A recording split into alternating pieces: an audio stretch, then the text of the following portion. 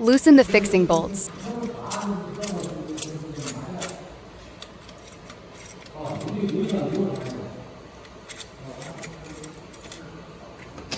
Remove the bracket. Grab the laser head. Place it on the object you want to mark. Preview of marked area.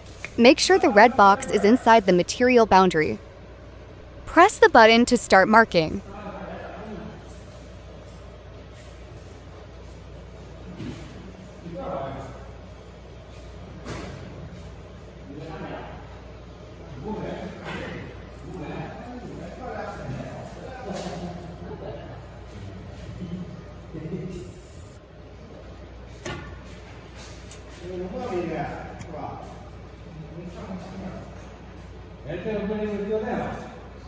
Ecco